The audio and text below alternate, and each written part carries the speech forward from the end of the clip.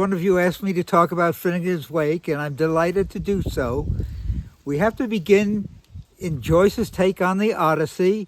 Leopold Bloom, for all his incompetencies, his comic characters, his sad experiences, and his painful losses, Leopold Bloom is, if my reading is correct, for Joyce, a great hero. Odysseus, hated of Zeus, but beloved of humanity. Now we move on to Finnegans Wake. We can start with the title. What is Finnegans Wake? Is it the death of Finnegan and his wake, in which we celebrate his life, he having died? Or is it about the Finnegans waking up in the morning? Question. Both, perhaps. But there's a story involved as well. Lots of people think it's just a complex of words, but there's a story involved that involves a man, Finnegan, who is now in his late middle ages and has lost sexual interest in his wife, but unhappily has a sexual interest in his daughter.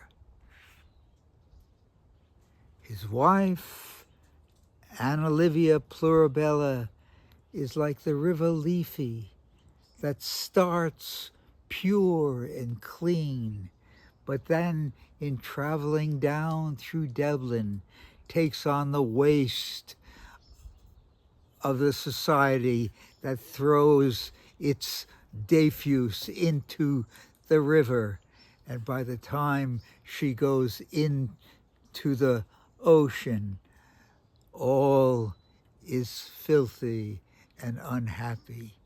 And that, in a manner of speaking, is human history.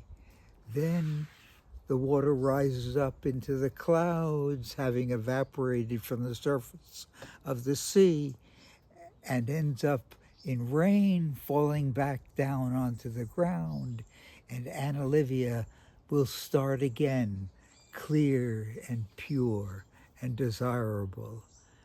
That is human life, and it involves human failures, like Finnegan in love, sexual love with his daughter.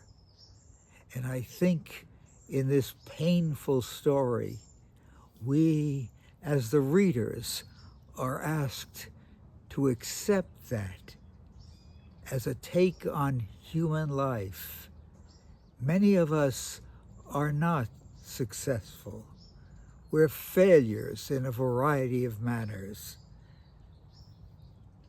And what we have to learn to do is not endorse that, but accept it as the human condition.